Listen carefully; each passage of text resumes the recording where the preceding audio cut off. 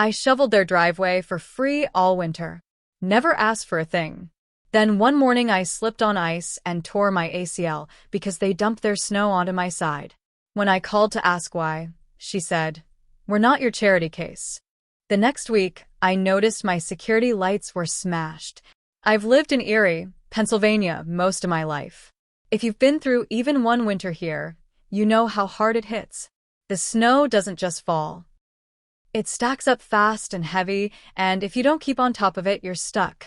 I'm retired now. Used to work for the post office. My wife passed 5 years ago, and both my sons are grown, living in other states. It's just me and the house I've been in since '98. I keep things simple. I wake up early, do my driveway, read the paper, drink my coffee in peace. In late September, this couple moved in next door. The Trents, Kyle and Jessica. Young, probably mid-30s. Nice-looking house. She worked from home, always had her Bluetooth in. He drove a gray Ford Ranger and left early every morning, back around 6. First time I met them was when I brought over a pie my sister made. She said thanks, smiled big, but never invited me in.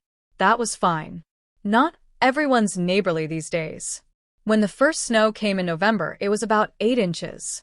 Heavy, wet stuff. I had my snow blower going before sunrise. Around 7:30, I noticed they were outside with one small, cheap shovel. They were going at it like amateurs, scraping slow, barely making progress. I'd already finished my driveway. I figured, what the hell, and just did theirs too. Made a clean pass. Didn't ask. Didn't knock. That turned into a pattern. Every snowfall, I'd clear my side, then theirs. I didn't mind. I've got a good snow blower, and it wasn't much extra work. Maybe 20 minutes more. Sometimes I'd see her wave through the window. Sometimes they'd leave a coffee on the porch railing with a sticky note. Thanks. But never a full conversation. Never an offer to return the favor. Still, I wasn't doing it for anything. I just thought, it's what neighbors do. Fast forward to February. We had a nasty storm roll through, maybe 1.5 feet overnight. I didn't sleep great, so I was up early. Went out around 6:15 to grab the paper. Didn't bring the salt out yet. I took one step off the porch, and my foot hit a slick patch. I was in the air before I even knew what happened. My leg folded under me, and I landed flat. I heard a crack in my knee that turned my stomach. Pain shot up through my leg. I couldn't move. It was 19 degrees. I laid there for at least 10 minutes trying to figure out how to move. I ended up crawling back to the door. Called 911. Torn ACL. They kept me in the hospital for 2 days. Sent me home with a brace and crutches. No walking for a while. When I finally went outside that weekend, slow, careful steps, I noticed something strange. All the snow from the Trent's property, it was piled up on my side. Not just some runoff. It was a full dump. They'd pushed their entire driveway and sidewalk load right into my walkway. There was no accident about it. You could see the shovel lines. They'd dumped it so deliberately, like they wanted to block my way. So I called. Jessica answered. I said, "Hey, just wanted to check. Looks like you guys pushed your snow onto my walkway last week." That's where I slipped. She didn't even hesitate. She said, "We're not your charity case, okay? You did that on your own. Don't act like we owe you anything." Then she hung up. I stared at the phone for a while. It felt like I'd been punched. Not just because of what she said, but because I realized that maybe they never saw me as a neighbor. Just some old guy with a snowblower. The next week, I noticed the security light above my garage wasn't turning on. I checked. It was smashed. Looked like it had been hit with something. Same with the one over the back door. Both lights, broken clean. I have cameras, but my system's old, and the fall knocked the angle off. Nothing got recorded. Just my luck. I didn't go back over there. I didn't say another word. Instead, I started paying attention. I watched Kyle leave for work every morning at 6:02. Jessica opened the back door for the dog around 9:30, like clockwork. I kept notes. Patterns. I made calls, quiet ones. Started asking around. What they didn't know was I still had a few friends from the post office who now worked city maintenance. and one of them owed me a favor. So I called up Greg, a buddy I used to sort mail with.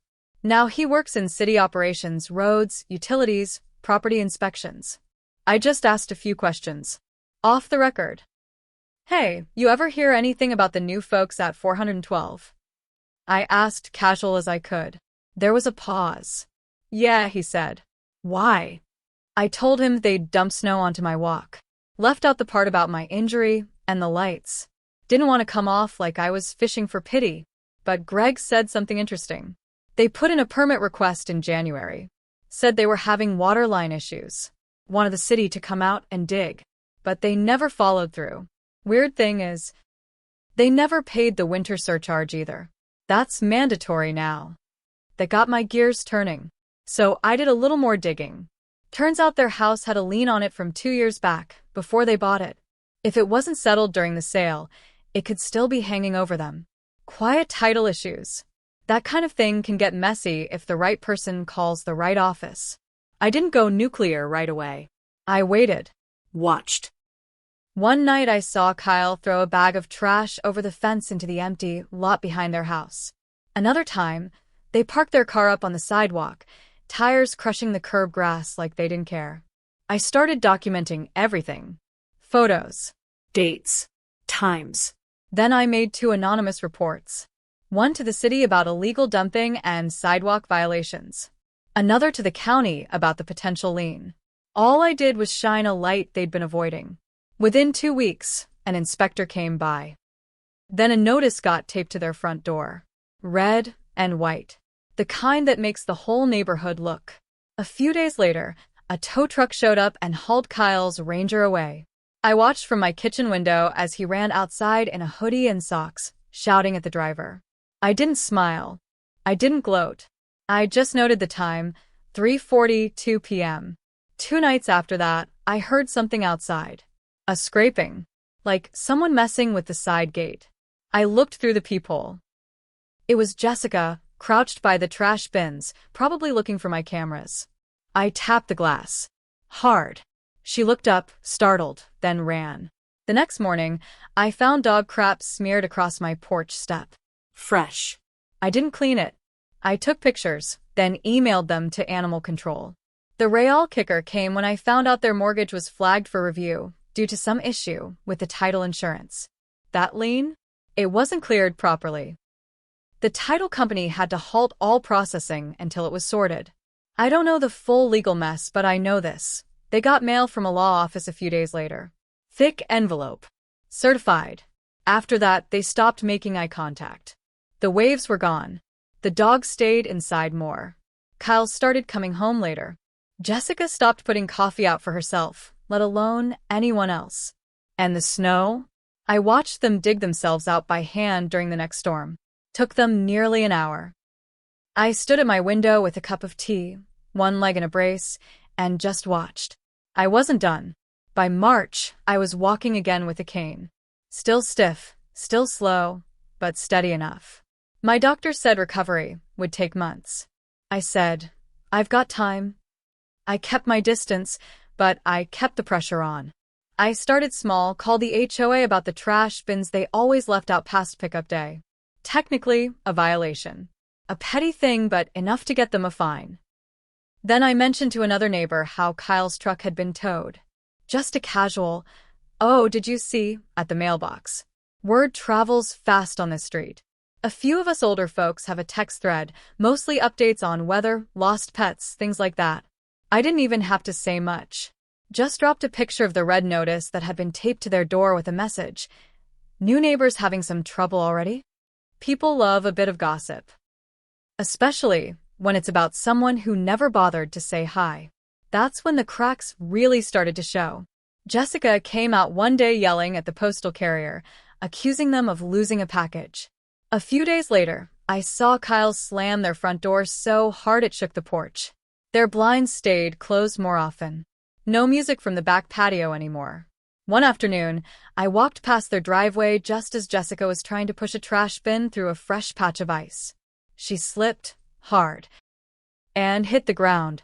I stopped. She looked up, her face flushed red, waiting, maybe, for me to say something. Maybe for a laugh. Or help. I said nothing. Just kept walking. 2 weeks later, I got a call from Greg again. Hey, remember those folks at 412? He asked. I said, yeah. They're listing the house. Fast track. Something about needing to relocate. No surprise. They were bailing. But I wasn't finished yet. Before they could go, I made one last call. I reported a persistent drainage issue on the property line, one that could affect future construction or landscaping. Totally real. Their snow dumps had melted into my yard and left a mess of runoff water that froze into hard patches every night. The city would flag it for future buyers unless it was resolved. They'd have to disclose it, or risk a lawsuit from the next owner. A week later, a for sale sign went up. No open house. Just a quiet listing and a lot of stress behind their windows. I still see them, sometimes packing boxes, not speaking to each other. And every time I look out the window and see them struggle with something, I remember her voice on the phone that day. We're not your charity case. You're right, Jessica. You're not. Their house sat on the market longer than they probably expected. In this neighborhood, homes usually go quick. Good schools, low crime, quiet street. But word had gotten around. A few prospective buyers came by.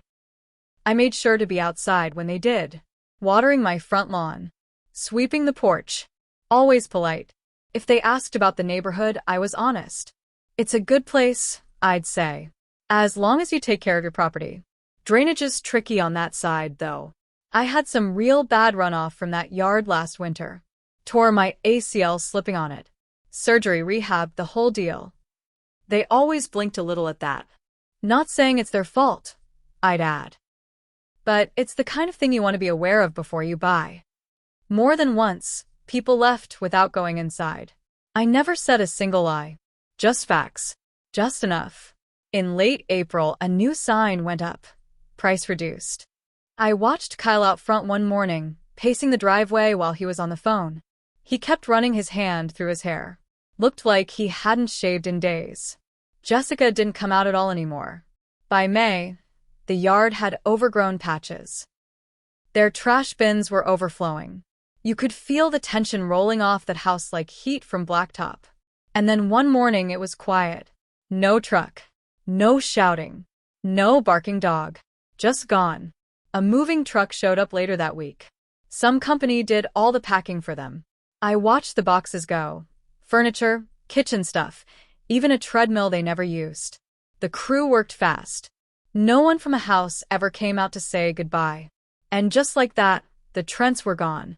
No apology. No note. No wait. The house still hasn't sold. Sometimes, when I sit on the porch now with my knee propped up, I glance over at the empty place. Dead grass. Taped up windows. A forgotten plastic toy still sitting in the yard from who knows when. And I remember every snowstorm I shoveled for them. Every quiet morning I gave away, for free. Every moment I thought we were just neighbors, people who looked out for each other. But I was wrong. They weren't my charity case. They were my mistake. I figured once they left, it'd be over. But some stories don't end just because people move away. The silence after they were gone wasn't peaceful, it was heavy. Like something unfinished still hanging in the air. A week after they left, I got a letter. No return address, but I recognized the handwriting right away. Jessica's sharp, slanted script from the sticky notes she used to leave with the coffee. Inside, just a short note. We know what you did. You could have just talked to us. That was it. No epalerí. No ownership. Just one last jab. Like I was the problem. Like I had crossed the line. I sat there holding the paper for a long time. My knee ached. The side yard still had brown patches from the ice. And I realized something. They never saw me as a neighbor. They saw me as convenient. And when I stopped being useful, I became disposable. But I wasn't looking for revenge anymore. Not really. I was looking for quiet. That's why, when the real estate agent knocked on my door a few days later, young guy, clipboard in hand, big sales grin, I didn't open with anger. He said, "Hey, I'm helping manage the property next door." New buyers had a few questions. "You've been here a long time, right?" I nodded. Since 98. Cool. Just wondering if there's anything they should know about the lot lines. Drainage, neighbors, that kind of thing. I looked him right in the eye and said, "You'll want to tell them the truth. Everything. Especially about the winters." He blinked. "Oh, okay. Like what, specifically?" I didn't answer. I just shut the door. Let him wonder. Let the silence do the rest. I still clear my driveway every winter. Even with the brace, even when the cold gets into my joints. But now, I stop at the property line. I don't wave to the new faces. I don't offer the extra coffee. I don't expect anyone to do what I used to do without thinking. Maybe that's bitter. Or maybe it's just what happens when you finally understand that some people will take everything you give and still think you owe them more.